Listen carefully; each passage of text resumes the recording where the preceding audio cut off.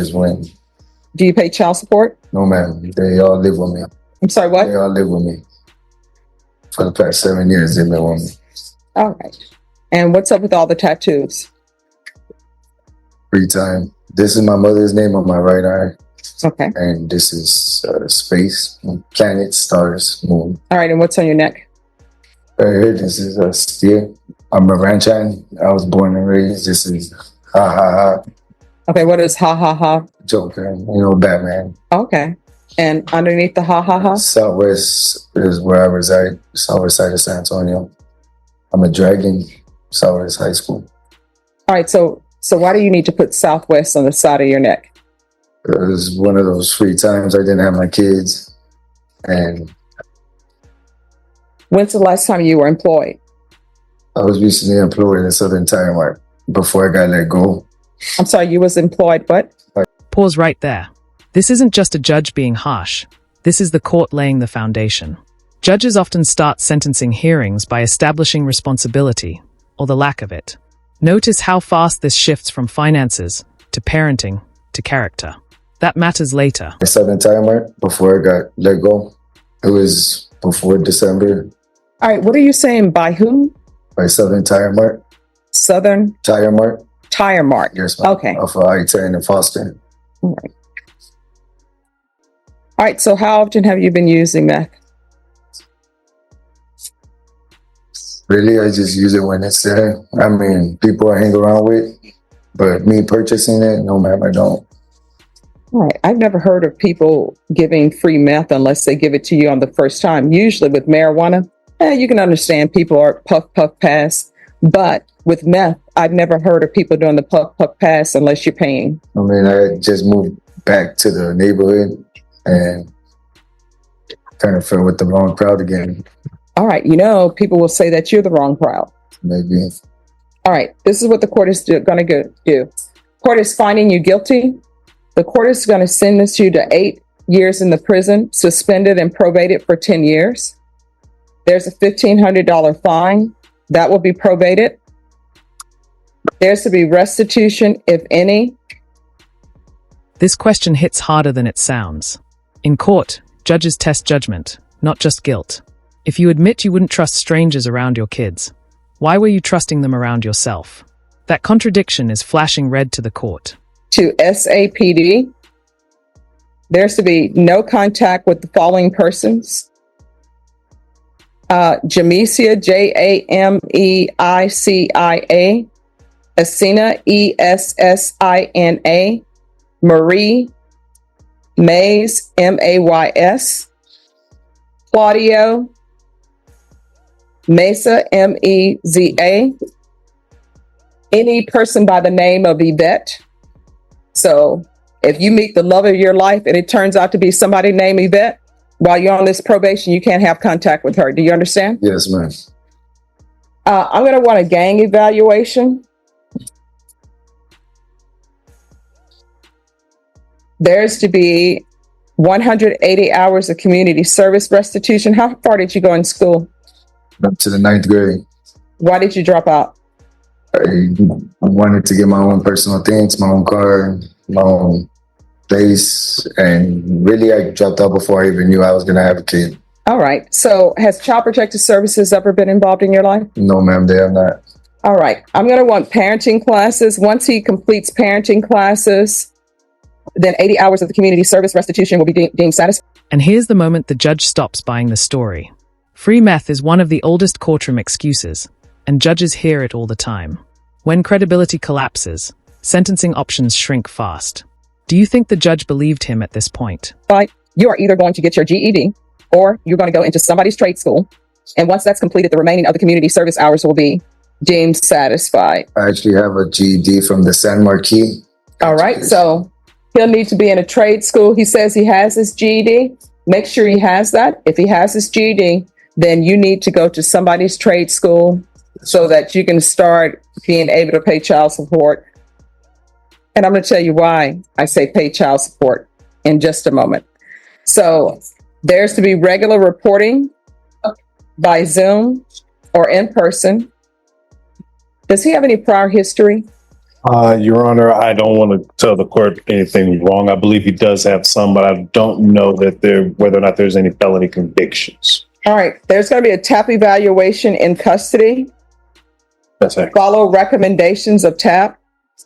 And we can do a felony drug court referral in custody. They're probably not going to accept him, though. There's to be no contact.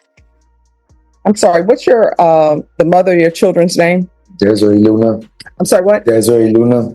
Desiree Luna? Yes, ma'am. All right. There's to be no unsupervised Let's break this down. 8 years suspended, 10 years probation. That's not leniency. That's a warning shot. One violation and this sentence snaps back into a real prison term. Probation is freedom with a microscope. contact with minors, and you're not allowed to reside in any household with minors.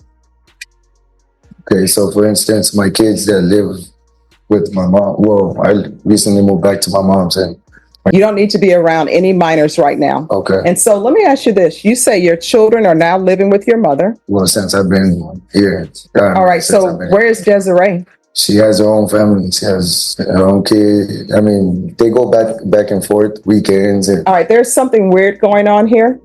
So he's not allowed to reside in any household with minors. There's going to be CPS compliance, if applicable. I'm going to want field visits until further notice. If he is under gang evaluation, of course, they'll handle the field visits. There's going to be proof of employment.